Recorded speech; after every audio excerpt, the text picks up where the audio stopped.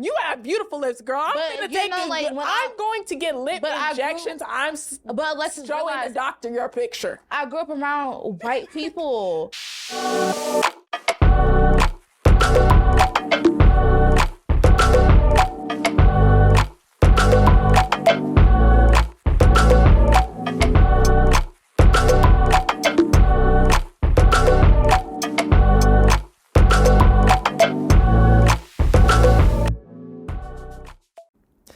Hey y'all, it's Alexis. Back again, House of 20-somethings. Friend. It's Kaya. We vibing. Just vibe, twin. Just vibe. Today we are going to be talking about the beauty standards and expectations for Black millennials. Yes. Ooh, I'll let you take that over. I feel like the beauty standards for Black millennials is very... I feel like that's a very strong topic that we talk about in everyday lives. So with me, I feel like women have it harder than men do because look attraction, we have to have everything done. Hair, nails, everything did. What Drake said, hair done, nails done, everything did. So with us, we have to keep up to a certain standard because we always have to have our hair done, our nails done, our toes done, everything done. Because with men, they look at us in an aspect where they're attracted to us because of our looks. Right. I think initial attraction for men is looks. Based on looks. That's initial attraction for everybody. You're not initially attracted to somebody because of their personality. Like I wouldn't necessarily say that, but like there have been situations where I have met people and although I wasn't attracted to them, once I started having a conversation with them, I'm like, oh. I'm talking about initially. Yeah, that's what I'm saying. Like we start just having a conversation. That's not an initial. To me, I didn't find them attractive, but I still was speaking to them to have the conversation. But a lot of times, like when we sit here and think about spouses, like we find them attractive. Like initially, like, oh, he's cute. Oh, he's fine. Oh, that, and third. Let me talk to him. You really didn't want to have that conversation till you had to have that conversation. But what keeps you intrigued as far as with the man? What keeps you intrigued? It's more so how we cooperate with each other. Okay. So like, it's like if we sit here have a very good conversation about any and everything, it's like, damn. You intellectual. We can talk about this, that, or third. Like, we're sitting You got here. A brain. You have a brain. You have some substance. Yeah. Substance is very important with everybody. So as far as beauty standards go, I see a lot of times like women think because they look a certain way. It's body now. The focus is on body now. The focus is on body. The face doesn't matter. As far I wouldn't go as far as to say that. The face matters, but a lot of times niggas they be looking at she got a fat ass. That's what I be seeing. That's my point of view. That's true. But sometimes like might be a different point of view for somebody else. Yeah. But when I'm sitting here, I'm looking at it like niggas. They be like, "Oh, she thick. Like she got a fat ass. She got that shape." And just like a lot of times, it's a BBL. Y'all like BBL, especially in Atlanta. We live in Atlanta, so think about it. They like BBL bitches, woman. I'm sorry. They like BBL woman out here. So, yeah, I mean, a lot of times, who doesn't like a big booty? But what my question was going to be is, do you think since women put such an emphasis on how they look physically, do they lack substance? Not all the time, because you can look good and also have substance. But there's some women who look good, but they don't have any substance. But do you think that comes from like humble beginnings? Or do you think that comes from how your life is? Okay. It comes from how you grew up, how you learned, and how you continue to learn as an individual. Okay. So a lot of women, they sit here, I feel like they get that BBL, they get their body done, and they don't continue to become knowledgeable. I mean, at that point, they feel like that's what speaks for them. That's the spark. They feel like that's the spark to getting them in. Yeah. And it's not always that. Like, sometimes the spark to getting a man is actually having knowledge. Yeah, I see a lot of guys talk about how they are attracted to women and then they finally like get into a room with them and speak to them and they don't have any substance. So it's like they stupid. You feel like your looks should carry you. Yeah. Which is definitely not your the case. Your looks can get you in the room, but the substance that you have can get you farther. But I think even in like friendships though, like I feel like a lot of women, they're all attractive, so they feel like they should run in a friend group, and then they aren't actually friends. Compatible. They aren't good friends. They're not compatible as to friends. Each other, right? Yeah. So I feel like beauty standards, it runs so much deeper than just like the outside looking in, right? It goes into your friendships and your relationships. Like, bad bitches link up. That's a thing. But like, sometimes the bad y'all even actually like each other. Do y'all actually have conversations about what y'all going through? Do y'all actually have conversations about life? Like, a lot of times you can have 2, 3, 4, or 5 friends that you're friends with because y'all are a very beautiful woman. Right. But are y'all beautiful, like, inside? Y'all can be beautiful on the outside, but are y'all beautiful inside? And so, like, that's, like, a big factor of a lot of things. Like, no substance. Do you Because how are y'all going to grow as friends? I want to grow with my friends. Right. So how y'all going to grow as friends if we're just pretty because the outside like, we just want to be pretty. Like, how we going to get to a room and put in the factor of this room can allow us to grow together. So do you feel like, you think... So as far as like the beauty standards, do you think it's detrimental to like the girls that are growing up right now? Very much so. Because a lot of times I feel like the girls that grow up right now, they feel they have to look a certain way in order to be attractive. No, like girls in high school are wearing wigs. Like I was wearing weave in high school, but I didn't have a closure. I didn't start getting a sew-in until I was 16. Makeup wasn't really a thing. Makeup still isn't a thing now, but... It was 16. That was the age for me. But I see these girls that are in high school and they really like full face. They look my age. Bust down, middle part, and it's laid. It's laid. Oh my God, they wigs be looking. But good. I feel like it's social media also ties into that too because you're looking at it. That's a different conversation for But at the same time, it ties into it because they're looking at a certain beauty standard. They're looking at Carisha. They're looking at JT. They're looking at Nicki Minaj. But skinny is starting to make its way back in. But it is. The BBL culture is starting to kind of die out. Because the BBLs, they starting to look like ants. But that's something different. Right now, like, a lot of times when you're in high school, you're portraying yourself to be attracted to a man or a woman, whatever you like. But at the same time, like in high school, you want to sit here, like be in a relationship. Like a lot of times we're not thinking about the bigger factor of it all in life. We're thinking about, I want a boyfriend because, that's what's cool. So what is going to attract a guy and what's going to attract a guy to you. So at this age, a lot of times it's having a fat ass. It's having that bust down middle part. It's wearing makeup. You're done up. But at the same time, when you're growing up, it's the same exact thing. But beauty isn't in the eyes of the beholder. Beauty is in the eyes of the beholder. Because a certain guy, he might sit here and like your natural hair. He like women with natural hair, no makeup, I think none of that. Certain like hairstyles and even like the way that you dress attracts certain people. It's certain people. It's going to attract certain people because I have different hairstyles. You might see me with my natural hair. You might see me with the wig. You might see me with the ponytail. You might see me with braids. And I can say myself, it attracts certain people. Yeah, but for sure. At the same time, like the beauty standards is, to me, I feel like it depends on the individual. It definitely does, but everybody is starting to look alike. Everybody's starting to look alike because of why? Not even just the BBL, like...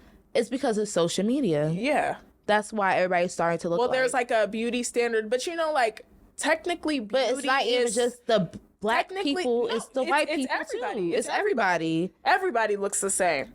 But technically, the standard of beauty is your face being symmetrical. Like, that's what they have said that beauty is like the most beautiful people is because their face is literally symmetrical. Which, I mean, I got a lazy eye, so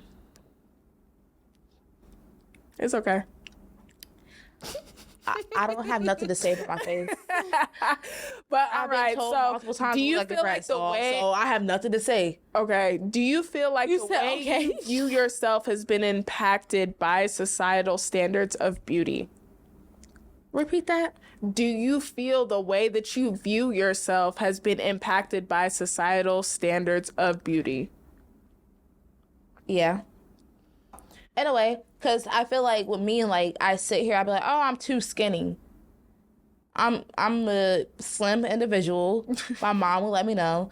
But, like, I'm small. I'm not fat. I'm not thick. But some people, they look at me like, oh, you slim thick. But to me, I'm slim. Yeah. But because I'm looking at other people, I'm like, you're thick as hell. You got a fat ass. Like, I'm comparing myself. You have a fat ass. I don't have a fat ass. Right. But there's some people that look at me, you got... You have something, yeah. They're like, I don't have that. So, like, it's like, I look at that, and so at the same time, that made me realize everybody's going to view themselves differently than how other people view you. Right. And so, as me getting older, I began to love myself. I love everything about myself. I don't give a fuck with my small, skinny, big, like, etc. Like, I feel like the way that people have viewed me allowed me to be more confident with me. I think you just have to find, like, the inner peace and really just see yourself for who you are. And once you see that, then it's like you don't really care what anybody else has to say. Like, you could think that I'm the skinniest thing ever. You can think that I'm big as a whale. I don't care because I'm happy with myself. Exactly. But a lot of people aren't getting that right now because comparison is the thief of joy. So when all you're seeing, when you're just consuming people that have had surgery to look the way that they look, then but sometimes you have to realize a lot of people, in your favor. They have surgery to look like us. Yeah. I'm not gonna lie. Like us as individuals, like I know for me for a fact, and you for a fact, we're not ugly people. No, definitely and so like not. We get away and we can do certain shit for the fact that we're not ugly, and so like we have that privilege for the fact that we're not ugly. Right. So a lot of people, they don't have that privilege. Like they're not attractive to a certain standard of certain individuals or a certain standard of society as a whole. So like with us, we can get away with a lot of stuff. So we like the topic is kind of hard because some people might look at us and be like, damn, like y'all talk about this, like y'all talk about this, it's stuff that's impacted us. I like growing up, I had to get braces. Like my skin was really, really bad. I went to predominantly white schools, so like my hair, like that was something that I really struggled with. Like I was getting perms. I was flat ironing my hair. I was not confident in myself. I wasn't confident in myself until I got to an HBCU and I was around other people that looked like me. And it was the same thing with me. Like I didn't get any perms, but at the same time, my mom wouldn't allow me to get a perm. But if I could get a perm, I would get my hair. But I grew up with the majority. I grew up with white people, but at the same time, they would say like, "You're so beautiful," and this, that, or third. They will let you know, but at the same time, you're not feeling that within yourself, right? And confidence is the number one factor. They have their hair is straight, and that's all you want because you're one of the only ones with curly hair. So it's like, well, why doesn't my hair? And my mom is half white, so it's a little bit different because I'm like living in a house with that. Like my mom and her sisters all have.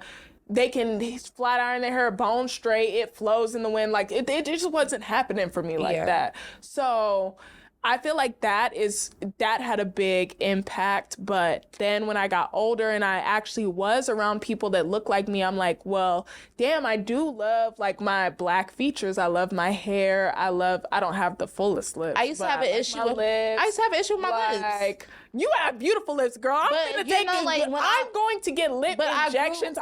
But let's showing the doctor your picture. I grew up around white people. I get it. Like, damn, like your lips big. You got DSL. Yeah, like, for sure. That was a thing that people were saying. Like I'm over here like, damn, like I wish I had smaller lips. Like my eyes are big. I wish I had smaller eyes. Like it's a lot of shit that I when I was younger, I didn't appreciate that. And you internalized it. And I internalized it because I'm looking at everybody else. I'm like, damn, like, you don't have big lips like me. I want small lips like you, because the fact that that's where I grew up and that's the environment I grew up in. Yeah. And so, like, it's hard. Like, even now, like, I love my lips, but people still sit here like, damn, you got big ass lips. Bitch, I know I got big lips. And what you going to, what I've seen your DMs. People be like, are your lips real? Yes, nigga. They're real. Next fucking question. Next topic of the conversation, because don't sit here and say, are my lips real? Why are you even asking me that? Why are you asking that question? Because if they weren't, well, like, what does it matter to you? They don't look fake. They look pretty good. I love your lips. You never seen big lips before? Yes, the fuck they have. They have. They just want to, you know. Okay, so this kind of leads into the question that I was, what you were just talking about leads into the question. What is something you disliked about yourself when you were younger that you have grown to love about yourself now? To be honest, I hate that. Honestly, this is 100% honest. When I was younger, like I said, I grew up around white people. I hate the fact that I was black. Wow. I used to sit here and pray and wish that you could be white. I will be white, because I was That's not the first time I've heard that. I was the only black person. I was the only black person, like, only one, not black woman. Let me say that. There was black men there, but they were attracted to the white woman. So to me, like, I would sit here and, like, I would wish that I was white. Like, I was in... Yeah. Well, okay, so you know what's so funny? No, 4th grade, I would do that. I used to pray to God. There was this, I had a sleepover for my birthday, and we didn't make her say this, but, like, there was a white girl at the sleepover. We were like, say you want to be black. Say you want to be black. And she was like, I wish I was black. And we're like, yes.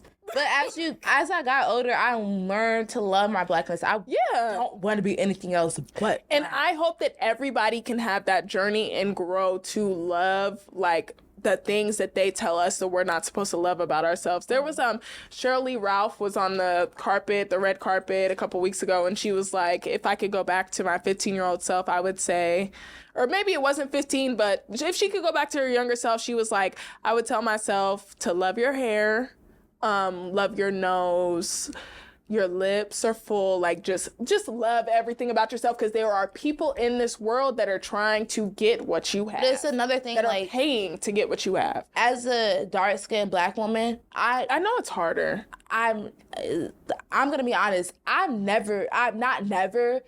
been through certain shit. Yeah. But the shit that a lot of dark-skinned black women have been through, I've never been through it. Right. I didn't have to go through it. Right. So, like, it's like, I understand what you're going through. But it would be ignorant to try to say that shit is not happening. It's happening because I've been through certain shit. Right. I've had men sit here and be like, oh, like, I don't like dark-skinned black women. But because you're a pretty dark-skinned black woman, I'm going to accept you and deal with you because you're pretty. But it's just like, what is pretty to you? What is pretty to somebody else? But at the same time, we're still all dark-skinned women. And so why does that even matter? Why does it matter? It matters because it ties back. It doesn't matter. It's colorism. It ties back into slavery. It ties back into slavery because they separated the light skin and the dark skin. The light skins were in the house. Then the dark skinned people was outside. And then, like, that's what it ties back. It's all systematic. It's very systematic. Very deeply a lot of stuff that we have to deal with as Black Americans is very systematic. But we don't want to, I feel like we don't want to address it. Like, but the white when we try to address it, not even with white people, within our own community, I feel like when we try to address it, the white people were trying to go against each other, and this is their way of us going against each other. Yeah, they set it up like this on purpose, but I just feel like if we could all just acknowledge that it's a thing, and it definitely did happen, and it's deeply rooted, then we can move forward after that. But everybody's not going to acknowledge that. No. It's not going to happen. And we have to live life knowing that if it happens, I would be very surprised. But it's going to continue to happen because the generations is happening. Right. Like, my mom dealt with that with her sister. Right. There's people that sit here and be like, oh, your sister's pretty because she light skinned. Right. So she's like, I'm dark skinned. This is her blood sister that they're talking about. Like, I'm dark skinned and she's a red bone. Like, she's light skinned. There's even a song, Boosie, 2 red bones kissing the backseat. But, like, it's people that sit here, they think about that song, and they be over here like, damn, like, I want 2 red bones kissing the backseat. Fuck the dark-skinned woman. So, like, think about it. Like, it's certain situations that... I love chocolate. I love chocolate. I love chocolate. Black people. Regardless if you're chocolate, light-skinned, white-skinned, white. I don't care if you're black. I love black people as a whole. Yeah, I just don't understand the separation. Like, it's just... But it's certain pointless. People's mind, that's how they grew up. They not open-minded. My preference is light-skinned women. Nigga, please. Do y'all feel like, if going back, if I had a choice, would y'all go to a more black school, or do you feel like every black kid as a youth should go through a process where they go into school with... That's a good question. So, listen, the only reason why I went to a white school is because my mom felt like the education was better at a white school, which she's not lying about, because a lot of school districts, they sit here and give the schools that have predominantly white people more the money. Better things and a better education. And the predominantly white school I went to Azukel High School in Charlotte, North Carolina. It's one of the number one high schools. Dropping names. In North Carolina. So... is one of the number one high schools in North Carolina, but we dealt with a lot of racism as black people. We had a good community of black people there. And the issue was, we're in the same school district. We get the new books. Somebody in the same school district with predominantly black people, they get the old books. We're learning about finances. We're learning about Excel. We're learning about SAT, ACT, taking prep classes. They're not doing the same thing in the same school district. So it doesn't make sense to me, because how are we in the same school district, but I'm getting a better education in a way than you are? But at the same time, somebody's gonna be smart. If they're smart regardless of the education they're getting. They're gonna achieve in life. But at the same time, what is preparing them to achieve in life? Because if you're going to a white school, predominantly white school, they're going to make sure you achieve in life because... Well, honestly, so my freshman year of high school, I went to a predominantly white school, and I had a whole altercation. I got called the N-word by some people that were supposed to be my friends, all because... Girl, my hair used to get pulled by a black man. All because... My hair was fake. Can I finish? Yeah, my bad. All because I told somebody that their significant other was not being faithful. They got upset with me. They called me the N-word. So then I ended up transferring, because if I didn't transfer, I would have ended up in a lot of trouble at that school. I went to a school that was actually very diverse. It wasn't predominantly anything, but... It was like California. Yeah. California's diverse as a whole. Yes, but I'm in the GATE and AP classes, which are predominantly white still. Yeah. So I'm still in these areas where I'm the minority still. Yeah. So I'm having to kind of act a certain way. And it was difficult. It was difficult, but I will tell you, at the predominantly white school and the more diverse school, there definitely was a difference in the education. The education was easier at the predominantly white school. When I got to the more diverse school in the GATE class, because I was in GATE classes freshman year too, but when I went to the GATE classes at the diverse school, they were way harder. My grades dropped bad. So with my situation, I was at a predominantly white school. I was in the AP and GATE classes too, because that's just how it is. But my issue was I got picked on a lot when I was in those classes. So I was the only black woman. There was black men in there too. But the black men were picking on me too. And that was the most people that were picking on me. Cool, so this guy that I went to high school with, he was pulling my hair. You know what's crazy? He plays professional football now. He was a very good football player. Like, my dad played football, so he was looking at him like, professionally, like, damn, like, he's good. His brother is a very good football player. They play on the same team professionally now. They were the same college, everything. Me, internally, I was wishing on his downfall. I was like, damn, like, the way that he picked on me rightfully was so bad. Like, my hair right now, it's not as long as it used to be because I cut my hair. My hair used to be down my back. Your hair is fake. No, it's not. It's my real hair. Pulling my hair in class.